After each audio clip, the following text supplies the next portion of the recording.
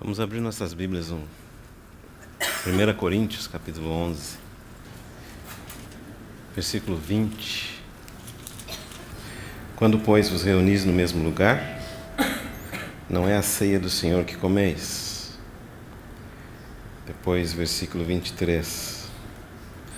Porque eu recebi do Senhor o que também vos entreguei, que o Senhor Jesus, na noite que foi traído, tomou o pão, tendo dado graças, o partiu e disse: isto é o meu corpo, que é dado por vós. Fazei isto em memória de mim. Por semelhante modo, depois de haver ceado, tomou também o cálice, dizendo: este é o cálice da nova aliança no meu sangue. Fazei isto todas as vezes que o beberdes, em memória de mim. Porque todas as vezes que o comerdes este pão e beberdes o cálice, anunciais a morte do Senhor até que Ele venha. Tem mais uma palavra de oração?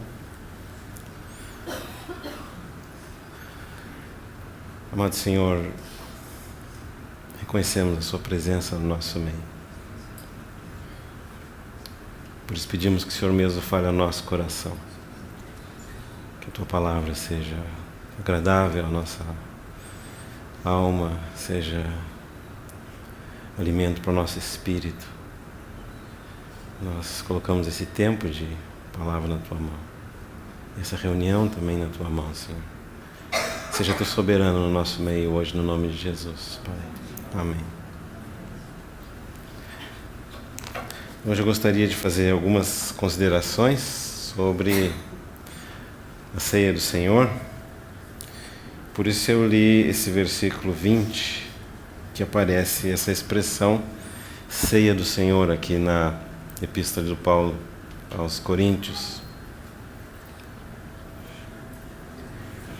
Nós sabemos que essa epístola ela é cheia de problemas. Então, a igreja em Corinto era cheia de problemas. Às vezes nós fazemos uma ideia não bíblica da igreja. Nós imaginamos que a igreja é um lugar sem problemas. Mas basta termos um pouquinho de experiência na vida como cristão. Um pouquinho de experiência entre o povo de Deus, e nós vamos perceber que na igreja tem problema sim. E Corinto não era diferente. Eles tinham problemas de preferência. Alguns preferiam o Paulo, outros preferiam o Pedro, talvez outros preferissem o Tiago. Não é diferente conosco, né?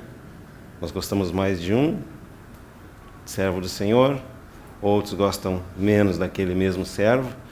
Mas o problema é que eles estavam se dividindo por causa disso. O Senhor tem muitos servos. Tem suficiente servo para você gostar e não gostar, e vai sobrar ainda. Não precisa brigar pelos servos, mas os coríntios brigavam por isso. Também eles tinham alguns problemas sérios com imoralidade. A igreja do Senhor também tem problemas sérios com imoralidade. A igreja ela é constituída por pecadores e pecadoras. Quando a igreja se reúne juntos, somos todos pecadores salvos pela graça. Pecadores redimidos pelo sangue de Jesus. Pecadores que arrependeram, ou seja, mudaram de mente em relação ao pecado, aquela postura que tinha antes no mundo.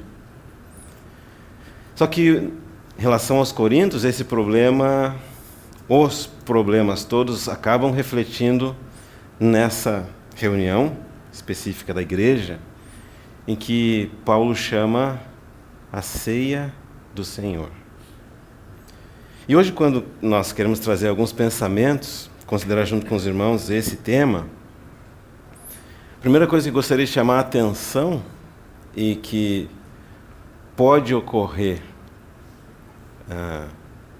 conosco, porque já tem ocorrido ao longo da história da igreja, é que nós somos distraídos. E gradualmente nós perdemos o significado original de algumas coisas instituídas pelo nosso Senhor. E a primeira coisa que eu gostaria de mencionar nesse respeito é essa expressão ceia do Senhor. O que significa isso? Muito simples, né? Não é a sua ceia. Também não é a minha ceia. Ou seja, todos nós aqui estamos como convidados. Você imagina, recebemos um convite do governador do estado para participar de um jantar com ele lá no palácio. Aí você chega lá no jantar e você começa a dar sugestões, né? Não gostei da maneira como você colocou os pratos. Não gostei da maneira como você colocou as cadeiras. Não gostei do cardápio que foi escolhido. É claro que a gente não vai fazer isso. A gente sabe que aquele é um jantar oferecido pelo governador. Quando muito nós podemos fazer nos sentir privilegiados de estar jantando com o governador. Não é hora de dar palpite, não é hora de dar sugestão. Da mesma forma, quando Paulo usa essa expressão aqui, né? Ceia do Senhor, significa que é dele. Todos nós, sem nenhuma exceção, participamos dessa reunião tão especial da igreja por causa da misericórdia dele, por causa da bondade dele. Nenhum de nós deveria tomar a palavra. Nenhum de nós deveria tomar as rédeas ou o controle. Nenhum de nós deveríamos agir como se ele não estivesse presente e nós precisamos fazer as coisas. É a ceia do Senhor. Significa o quê? Ele nos convida. Ele está aqui. Ele fala. Ele dirige. Ele preside. E se nós temos reverência à presença dele no nosso meio, nós vamos deixar que ele presida, que ele dirija, que ele seja Senhor, que ele seja o nosso Senhor. Então, quando Paulo fala aquilo que os coríntios estavam fazendo, não era a ceia deles. Do jeito que eles estavam fazendo, era a ceia deles. Cada um pensando em si, cada um, aquelas outras coisas que eles estavam fazendo lá, não era a ceia do Senhor. Então, Paulo volta na história e volta lá para a origem de como que essa ceia do Senhor nasceu. E isso nós precisamos de tempos em tempos. De tempos em tempos nós precisamos voltar lá para a origem, lá para a fonte bem pura de onde tudo procede e ver como que o Senhor estabeleceu aquilo. E tudo aquilo que o Senhor estabeleceu nós devemos manter, e tudo aquilo que o Senhor não estabeleceu nós também não queremos manter. Então Paulo volta para essa questão que diz no versículo 23, porque eu recebi do Senhor. Não foi de uma tradição, não foi de um livro, não foi de um ministério, embora todos nós tenhamos tradições, leiamos livros e somos abençoados pelos ministérios, mas o Paulo volta lá para o Senhor, e essa ceia do Senhor foi estabelecida na noite em que o Senhor foi traído. E gradualmente, quando nós voltamos, nós começamos a ver como essa ceia do Senhor tem pouco a ver conosco, no sentido que nós comumente pensamos. Tem tudo a ver com o Senhor. É Ele o ponto central desse reunir. Como Ele é o ponto central de todas as reuniões, mas, em especial, nós deveríamos ter olhos só para Ele. Então, aqui nos diz que na noite que o Senhor foi traído, Ele tomou o pão, tendo dado graças, partiu e disse: "Isto é o meu corpo, que é dado por vós, fazei isto em memória de mim." Primeira coisa, então, é em torno dele.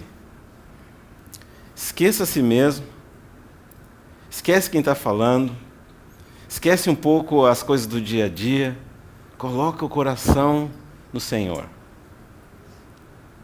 Por que o Senhor precisa instituir uma celebração, uma reunião em memória dEle?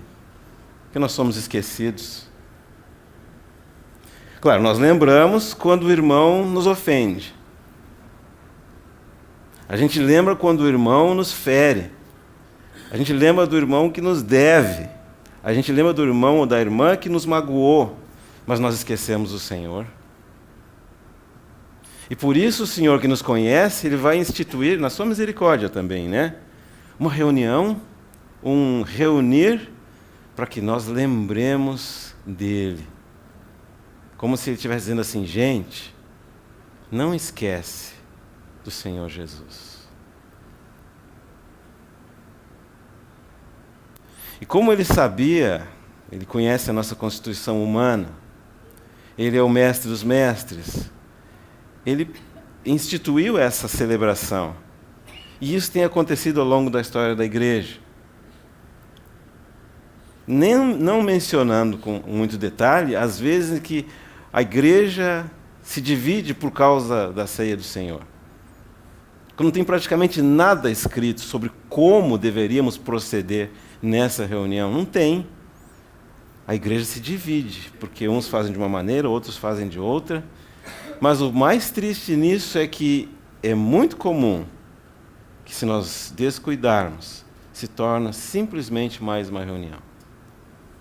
Esquece o Senhor. A palavra Jesus não é mencionada. A palavra Cristo é mencionada, mas às vezes vazio de significado. Então, o Senhor, conhecendo a nossa natureza, conhecendo o mundo que nós estaríamos vivendo, Ele vai dizer assim, quando reunir essa reunião, faz isso em memória de mim. Lembra do Senhor. Lembra que o Senhor não está aqui.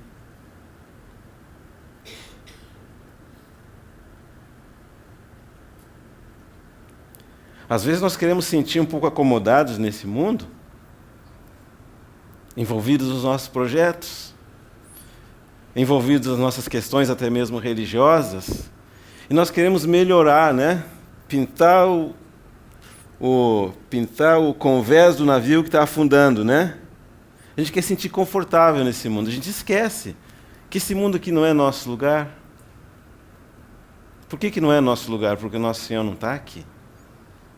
É verdade, o Espírito Santo do Senhor está aqui e, graças a Deus, mora nos nossos corações, vive no meio da igreja, mas o nosso Senhor, Ele está assentado à direita de Deus, à direita do trono da majestade, no centro de autoridade do universo. Ele está lá, o nosso Senhor tem um corpo físico. Um corpo físico não pode estar em dois lugares ao mesmo tempo. Ele não está aqui. Será que você já percebeu isso? Ou será que nós estamos tão distraídos com as nossas coisas que nós não sentimos falta dele? Existe algo mais doce do que o nome do Senhor Jesus? Existe nome mais precioso? Existe nome mais santo? Nome mais poderoso? Jesus, o Salvador. Então, para que nós não esquecêssemos dele, ele institui essa celebração. É o momento que, em especial, nós reunimos e focamos os nossos olhos, os nossos corações, a nossa atenção, a nossa devoção à pessoa do Senhor. Versículo 25, por semelhante modo, depois de haver ceado, tomou também o cálice, dizendo, esse é o cálice da aliança no meu sangue. Fazei isso todas as vezes que o beberdes, em memória de mim. Porque todas as vezes que comerdes este pão e beberdes o cálice, anunciais a morte do Senhor. Então não é simplesmente um lembrar do Senhor de maneira geral. Lembrar que o Senhor, o Verbo eterno, se fez carne, lembrar que o Senhor fez tantos milagres, lembrar que o Senhor teve tantos ensinos. Não.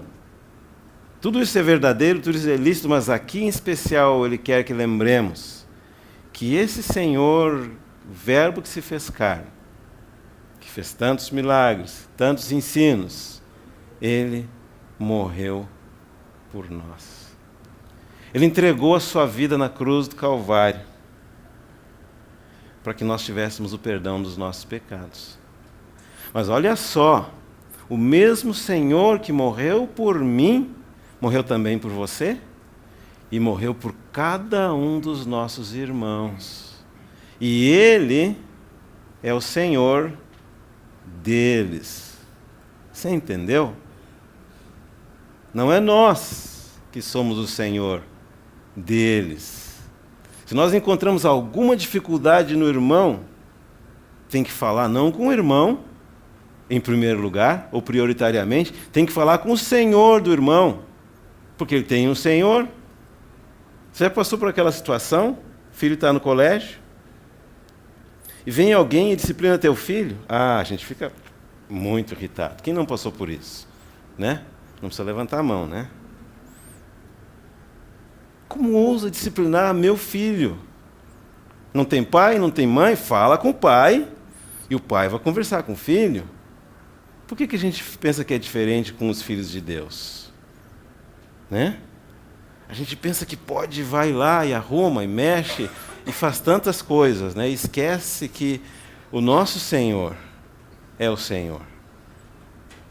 E o nosso Senhor morreu por nós, morreu também por cada um, escuta bem, cada um daqueles a quem Ele convida para participar da sua mesa.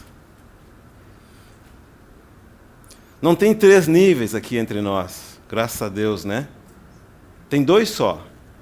O Senhor e os demais somos todos irmãos. Então Ele quer que nós lembremos a morte do Senhor até que Ele venha. Não está aqui, mas Ele vai voltar. Agora, quando nós lemos essa porção da Escritura, nós vamos ver que ela é muito semelhante a uma outra porção da Escritura que se encontra lá nos Evangelhos. Por exemplo, no Evangelho de Lucas, capítulo 22, versículo 19. E tomando um pão, tendo dado graças, o partiu e lhes deu, dizendo: isto é o meu corpo, oferecido por vós, fazei isto em memória de mim. Semelhantemente, depois de cear, tomou o cálice, dizendo: esse é o cálice da nova aliança, no meu sangue derramado em favor de vós. Então, se nós comparássemos essas palavras aqui, do Evangelho de Lucas, com aquelas palavras que nós lemos lá em 1 Coríntios, nós vamos ver que é cópia uma da outra praticamente. Não sabemos exatamente quem escreveu primeiro. Foi primeiro Paulo que escreveu ou foi primeiro Lucas que escreveu? Mas sabemos exatamente que primeiro esses eventos aqui ocorreram e depois alguém escreveu. O que significa isso? Que a ceia do Senhor foi estabelecida pelo próprio Senhor. Foi uma parte da vida dele. Ou seja, quando Deus se faz homem na pessoa de Jesus Cristo e vem a essa terra,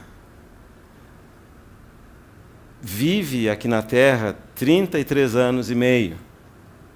Ao final da sua vida, talvez uma das últimas, praticamente, um dos últimos atos formais do nosso Senhor, Ele reúne com seus discípulos. Ele desejava essa reunião de maneira muito ardente, com ansiedade, com anelo. Ele gostaria de estar com os seus naquele momento. E diz aqui, né, tenho desejado ansiosamente comer convosco essa Páscoa antes do meu sofrimento. Então essa Páscoa aqui, e que depois veio a ser a mesa do Senhor, foi a última Páscoa e a primeira ceia do Senhor, ela não ocorreu no vácuo, mas ela ocorreu num momento. Que momento foi esse? Esse momento foi antes da crucificação do nosso Senhor. Dá para dizer assim, foi horas antes da crucificação do nosso Senhor. Foi na noite que o Senhor foi traído. O que significa isso? Nós temos aqui crucificação, temos aqui traição, temos aqui a ceia. Então a gente vai ver que tem vários agentes, ou vários personagens em torno dessa ceia do Senhor. Cada um desempenhando um papel diferente, de acordo com o relato dos evangelhos. Nós vamos ver bem no princípio do capítulo, né, que tinha lá os saduceus e os fariseus e as autoridades religiosas e políticas. Eles não amavam o Senhor, eles odiavam o Senhor, eles queriam matar o Senhor, estavam planejando como matar o Senhor, como comprar um dos seus discípulos a fim de levá-lo à morte. Então essa pessoal aí já tem esse papel, né, como se fosse uma encenação. Quem mais? Temos os discípulos. Vários deles amavam o Senhor, mas nós sabemos que tinha um deles que não amava de jeito nenhum. Ficou decepcionado com o Senhor, ficou desiludido com o Senhor. Não queremos entrar nesse mérito agora, mas um fato interessante, ele participou, pelo menos em parte, daquela celebração. Era como se o Senhor tivesse dando para esse discípulo que veio a ser o traidor, a última chance para ele. Ou seja, o Senhor não excluiu aquele que iria traí-lo. Vamos fazer um exercício mental aqui, né? Suponha que fosse um de nós aqui. Nós soubéssemos que ele estava tramando trair o nosso Senhor. O que a gente ia fazer? Mostrar a porta para ele, né? Abre a porta assim, aqui não. Mas olha a discrição do nosso Senhor. Olha como até o último momento ninguém sequer desconfiava da intenção do que aquele traidor iria fazer. É claro que o Senhor sabia por muito tempo, provavelmente desde quando o escolheu, o Senhor sabia que um dia aquele discípulo viria fazer isso. Mas como o Senhor amou um traidor?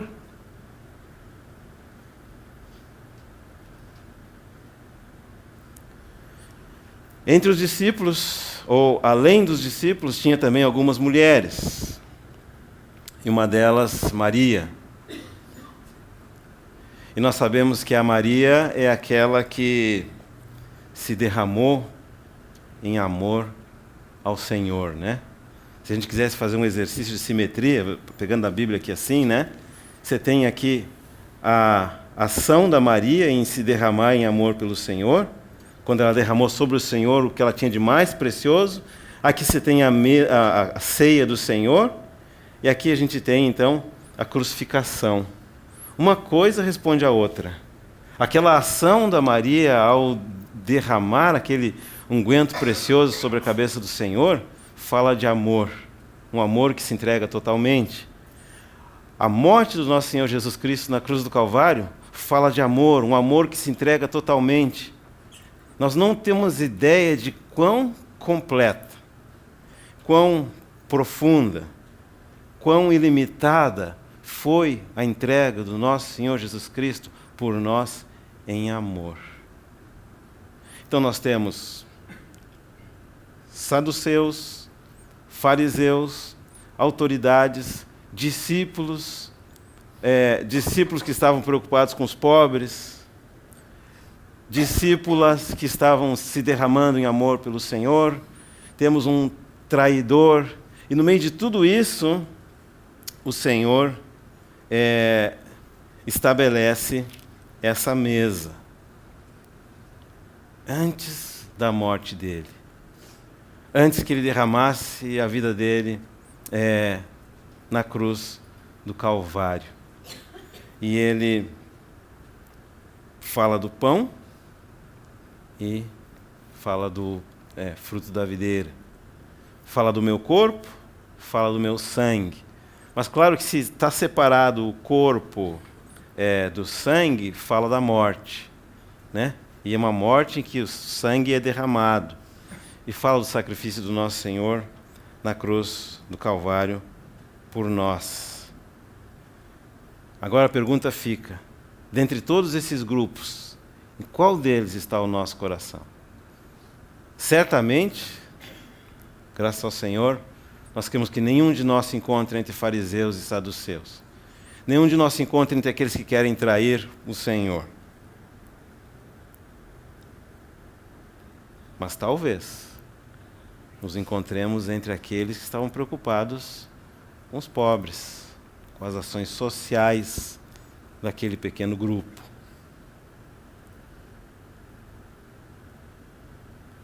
Que o Senhor nos ajude a trazer o foco para Ele.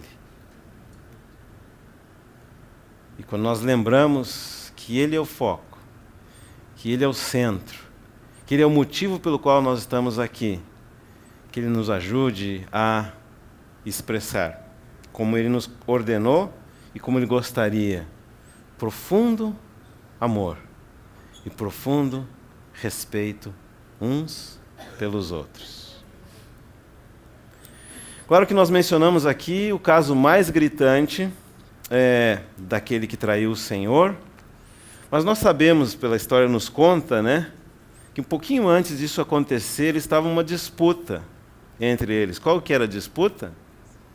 Quem que era o maior? Isso soa familiar para os irmãos e para as irmãs? Na noite que o Senhor foi traído, algumas horas antes da crucificação do Filho de Deus, qual que era a preocupação que estava no coração de vários deles ali? Quem que era o maior? Se o Senhor não tem misericórdia de nós, nós podemos cair nessa mesma dificuldade. Quem que é o maior? Quem que serve melhor? Incoerência, né?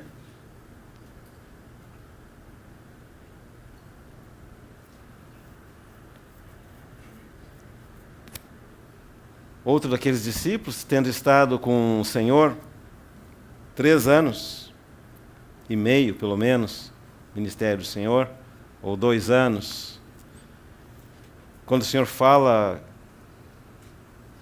que Ele está indo para o Pai, esse discípulo pergunta, mostra-nos o Pai, e o Senhor vai dizer, você está comigo há tanto tempo, você não me conhece ainda? Então nós tínhamos ali naquele grupo alguém que não conhecia o Senhor Jesus. Também tem aquele que vai para os extremos da emoção, né? Um dia ama com todo o coração, outro dia nega o Senhor. Então vai fazendo uma lista, vamos fazer uma análise psicológica aqui, né? Chama o nosso irmão lá, que é psicólogo. Pede para ele analisar o caráter, o perfil psicológico de cada um desses personagens. A gente vai ver que eles estão longe de ser santos no sentido que a gente normalmente pensa. Eram deficientes no seu conhecimento, deficientes na sua fé, deficientes no seu amor, deficientes em todos os sentidos, mas uma vez que eles estão na presença do Senhor, na ceia do Senhor, na mesa do Senhor, toda deficiência desaparece, porque só o Senhor deve aparecer. Então, quando nós reunimos, não é para lembrar as nossas fraquezas, muito menos as fraquezas dos nossos irmãos. É para lembrar o quanto nosso Senhor Jesus Cristo nos amou, a ponto de entregar sua própria vida, para que nós tivéssemos vida. Derramar seu sangue, para que nós fôssemos redimidos. Assumiu a vestidura de servo, para que um dia nós pudéssemos reinar com Ele. Que possa hoje, então, à medida que nós participamos do pão e do cálice, o Senhor falar ao nosso coração. O Senhor ganhar o nosso coração, no sentido de nós termos olhos só para Ele, de amor e de compaixão, de perdão, de desejo de cobrir as falhas dos nossos irmãos, e não expor as falhas dos nossos irmãos.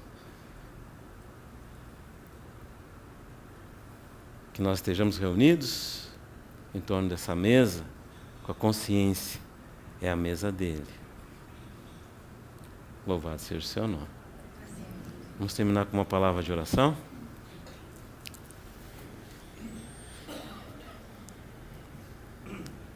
Amado Pai, nós sabemos que o Senhor está presente no nosso meio.